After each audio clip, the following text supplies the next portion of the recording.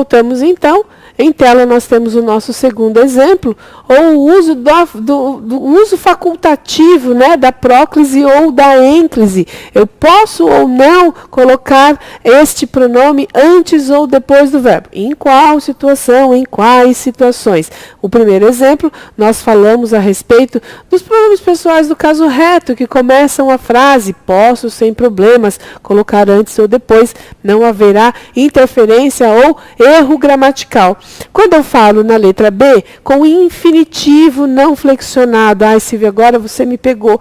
Eu esqueci o que é um verbo no infinitivo. Verbos no infinitivo são aqueles terminados em R. Amar, cantar, pular, saltar, trovejar, partir, sair, passar, estudar, namorar. Veja que todos estes verbos estão construídos e terminados em R.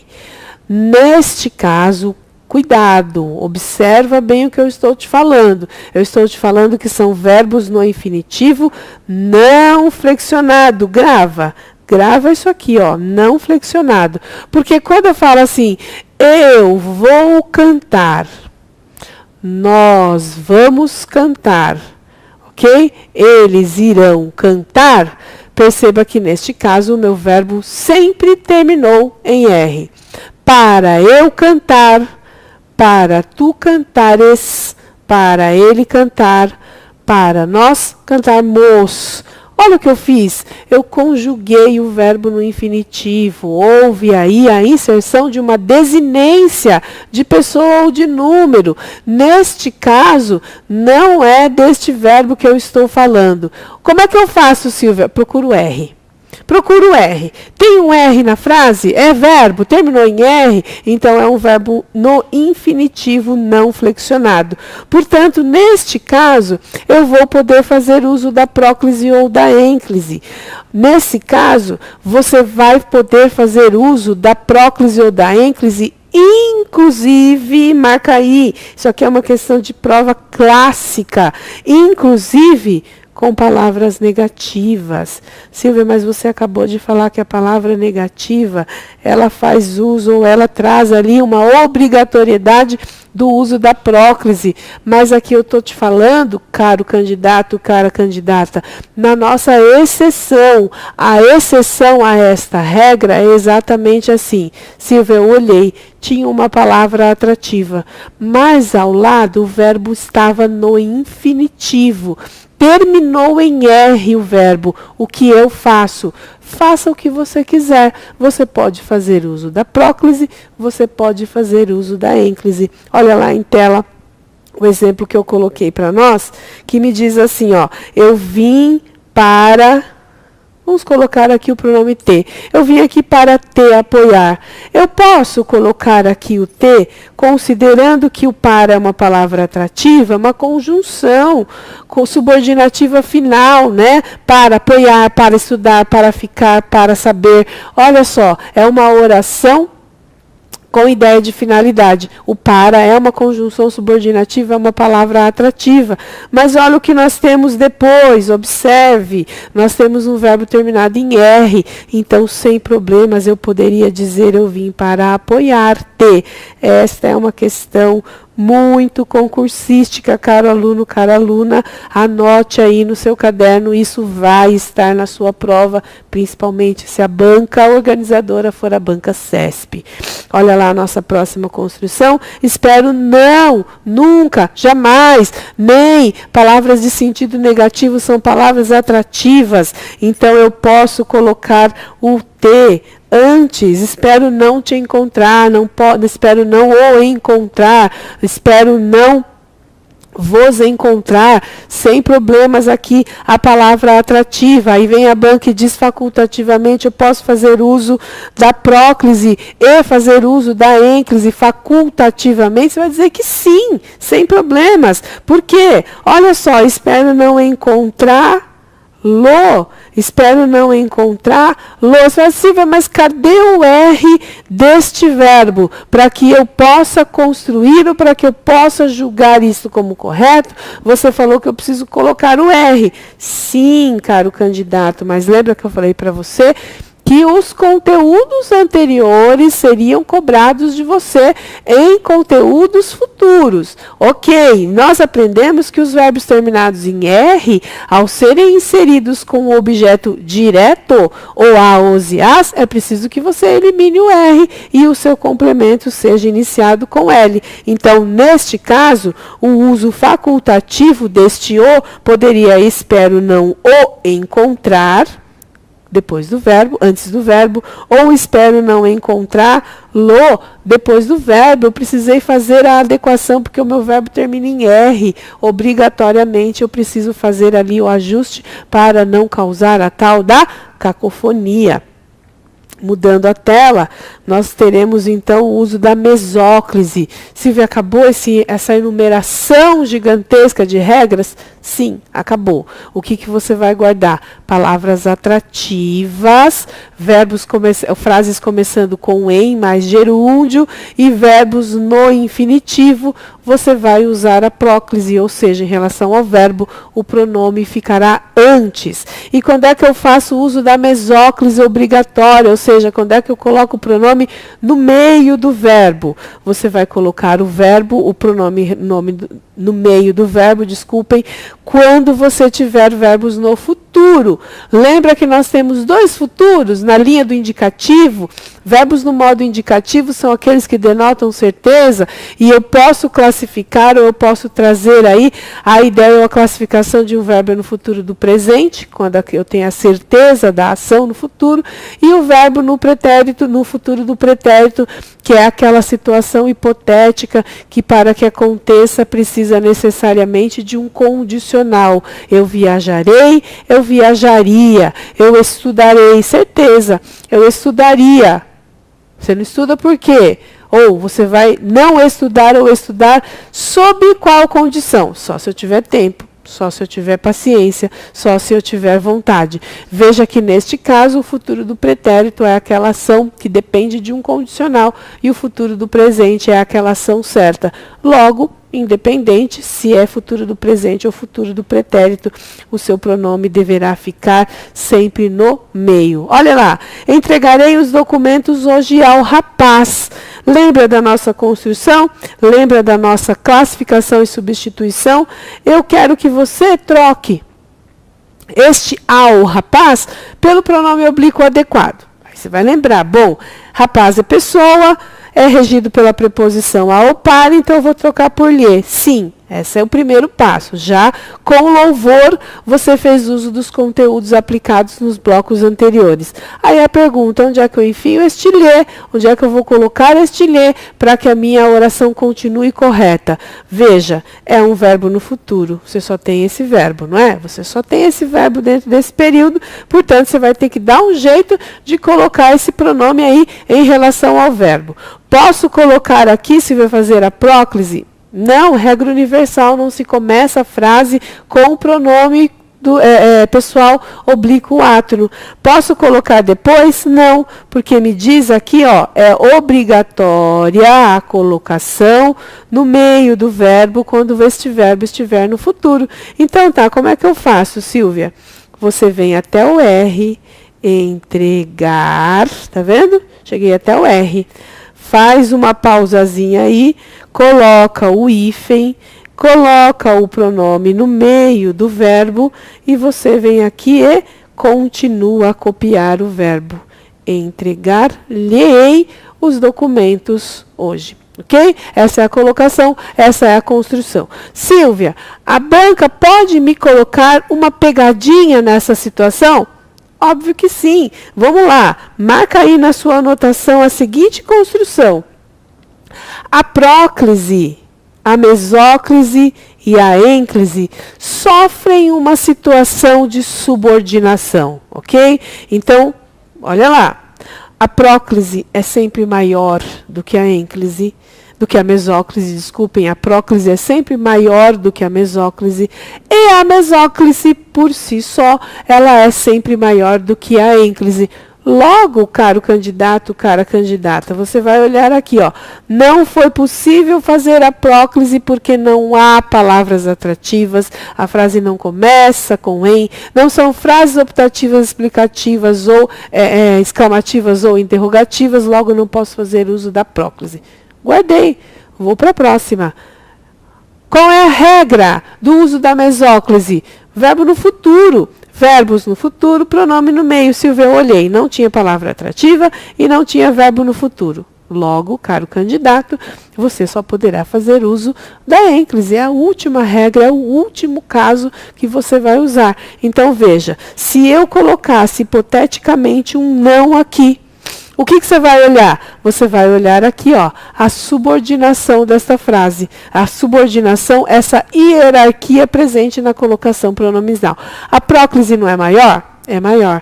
Não, não é uma palavra atrativa? Sim, então obrigatoriamente você tem que trazer o pronome aqui. Não lhe entregarei os documentos hoje, ok? E aí você pode dizer, Silvia, vamos colocar uma outra construção. Vamos tirar o não e vamos colocar, por exemplo, a palavra hoje. Vamos tirar o hoje daquela frase e vamos colocar aqui no início. Hoje. Então vamos lá. Coloca aí, constrói essa frase no seu caderno e pensa comigo. Hoje é uma palavra atrativa? Sim. Se é uma palavra atrativa, é claro que você vai pegar este pronome e colocar aqui. Não é isso? E aí a banca, lembra que a banca já está pensando antecipadamente a respeito daquilo que ela vai colocar na sua frase. Então veja o que nós vamos colocar. Adivinha o que eu vou colocar aqui? Vou colocar uma vírgula. E aí? E aí você vai lembrar que com vírgula a palavra atrativa deixa de ser atrativa. Portanto, não haverá a possibilidade de nós fazermos a próclise. Eu venho para a próxima regra, ou seja, não posso fazer porque tem vírgula. Vou observar o tempo verbal. É verbo no futuro? É, então vou colocar o pronome no meio. Se eu tivesse a palavra atrativa com vírgula e o verbo estivesse no presente ou no pretérito, vou fazer o uso da mesóclise, da ênclise, vou colocar o pronome no final da oração, ok? Vamos lá para a nossa próxima construção. Vou limpar aqui a tela para nós usarmos aqui a segunda frase, que me diz: dariam uma nova oportunidade a nós. A nós. Ok, nós. Qual é o pronome que substitui o nós? O nós. Não é isso? Dariam uma nova oportunidade a nós. Eu quero substituir esse a nós por nós, que é o pronome pessoal do caso oblíquo adequado. Olha lá, tem palavra atrativa? Não. Posso começar a frase com esse pronome? Não. Regra universal, não se começa a frase com pronome. E como eu faço então, Silvia? Vamos quebrar esse verbo aqui no meio, ó. Eu vou copiar até o R. Vou colocar o pronome no meio e vou copiar o restante. Dariam uma oportunidade a nós, dar-nos-iam uma oportunidade. É essa a construção, ou é essa a nossa substituição correta. E aí as observações. Quais são as observações que nós faremos? Havendo palavra que exija próclise, essa colocação prevalece sobre a mesóclise. Já falamos sobre isso, né? A próclise é sempre maior do que a mesóclise, que é sempre maior do que a ênclise. Então, não entregarei à secretária os documentos. Veja, eu vou ficar tentada a colocar esta secretária, que está representada pelo pronome ele, no meio do verbo. Mas lembrem, a próclise é sempre maior. Então, o correto é: não lhe entregarei os documentos. Olha lá, a próxima: jamais esquecerei as pessoas que me ajudaram. As pessoas que me ajudaram. Lembra do verbo esquecer? Fala para mim qual é a regência do verbo esquecer. Você não me decepcione e fale para mim qual é a regência correta do verbo esquecer sem pronome. Ah, Silvia, eu lembro. Sem pronome, sem preposição. Com pronome, com preposição. Procura aí qual é o pronome. Não tem. Então, não posso encontrar preposição. Está corretíssima. Objeto direto. Vou substituir por as. Jamais as esquecerei. Eu preciso colocar este pronome no meio do verbo, entre o verbo e a palavra atrativa. Ou seja, com relação à palavra atrativa, este pronome vai ficar sempre antes do verbo. Olha só uma ocorrência aqui, ó, que a gente pode fazer. Vamos pensar nessa construção aqui, ó. Vamos apagar essa construção e pensar CESP. O CESP pode colocar assim, ó, jamais esquecerei as pessoas que me ajudaram. Lembra que a vírgula, ela tem alteração? Cada vez que eu faço uso, o uso da vírgula, a invenção, por assim dizer, da vírgula é exatamente para que a gente evite a construção da ambiguidade. Para que a minha frase não fique ambígua, eu faço uso da vírgula. Então, eu poderia dizer, jamais esquecerei as pessoas que me ajudaram. Ou, eu tenho aqui amigos que não são tão amigos assim, né? Os nossos meio amigos, e você quer dizer assim, jamais eu esquecerei todas as pessoas que me ajudaram. Vou ter uma situação egoísta, jamais vou esquecer todo mundo que me ajudou. Quero uma situação de gratidão, jamais esquecerei as pessoas que me ajudaram. Houve alteração de sentido. Então, a banca, muito esperta, vai dizer haverá interferência semântica. Ao ser inserida uma vírgula, você vai dizer que sim. Haverá um comprometimento gramatical ao ser inserida uma vírgula após jamais? Claro que sim, porque se você colocou a vírgula, você quebrou a atração. E havendo quebra de atração, você não pode fazer uso da próclise, você vai fazer uso da mesóclise, ou seja, o correto vai ser jamais esquecerei as pessoas que me ajudaram. Como é que eu faço agora para colocar isso aqui, ó? Esquecer, vem aqui até o R.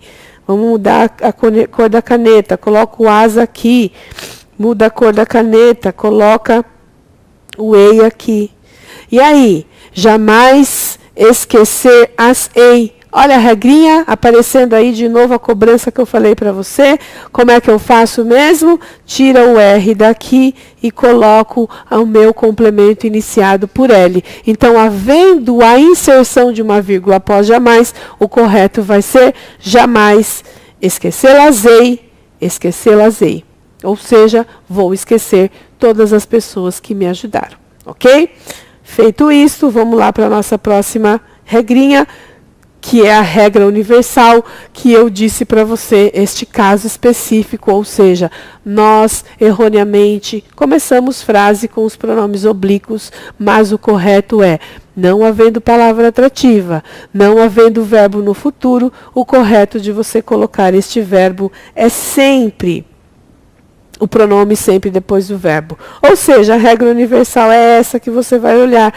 O verbo está começando a oração? Sim, o verbo inicia a oração. Então, não há a menor possibilidade de você colocar um pronome aqui. Vai ter erro, apesar de nós falarmos isso o tempo todo, mas está errado gramaticalmente falando. Se eu colocar entregou para mim, é claro que o pronome adequado, você vai lembrar que é o me, não é isso? Entregou para mim os documentos, entregou, não é verbo no futuro, não é isso? O verbo está começando a oração, então eu simplesmente coloco o me depois do verbo. Entregou para mim os documentos, é a mesma coisa que eu disser entregou-me os documentos. Cuidado com isto na sua prova. E aí, nós temos um conhecimento aqui bastante interessante, e eu diria para você bastante concursístico. Marca isso aí na sua prova, marque isso aí no seu caderno, na sua anotação, porque isso estará na sua prova, certeza. Dentro dessas construções de colocação pronominal, a banca gosta muito, primeiro, de fazer a pegadinha lá com a palavra atrativa. Ela simplesmente pede para você substituir os objetos e coloca essa substituição substituição dentro de uma palavra, dentro de uma oração, um período que tem a palavra atrativa. Você faz a substituição e esquece de olhar a palavra atrativa e perde a questão. Então, essa é um apontamento que eu faço para você, para que você preste atenção nessa construção. E a outra regra, outra questão que eu diria para você que estará na sua prova, certeza, é em relação aos tempos compostos. Olha só do que eu estou falando. Disso aqui, tempo composto é a nossa famosa locução verbal, ou seja, é aquele conjuntinho de verbos que tem a função de desempenhar ali um papel de que um verbo só desempenharia. Quer um exemplo? Eu estudarei. Estudarei um verbo só. Posso trocar por uma locução? Sim, eu vou estudar. Olha o que eu usei. Vou estudar 2 verbos. Estudarei um verbo só. Locução verbal, tempo composto, são essas as possíveis pegadinhas que estarão na sua prova. Então, caro candidato, antes de nós falarmos a respeito disso, vamos só recordar. Quando nós usamos tempos compostos, as locuções verbais ali podem estar construídas com os verbos que nós chamamos de formas nominais. Lembra dos verbos e suas formas nominais? Verbos terminados em R são os nossos famosos verbos no infinitivo. Verbos terminados em ando, ando, endo e indo são os nossos famosos verbos terminados no gerúndio. E quando nós temos a terminação ado ou ido, nós temos os verbos famosos chamados de particípio. Então, olha só, amar, pular, saltar, correr, terminou em R, verbo no infinitivo. Falando, comendo, bebendo, correndo, estudando, terminando em ando, endo, indo, verbos no gerúndio. E falado, estudado, caído, começado, passado, terminou em ado, ido, verbos no particípio. A gente vai encerrar esse encontro aqui. Na nossa próxima aula eu vou aplicar esta informação com a nossa colocação pronominal. Até daqui a pouco.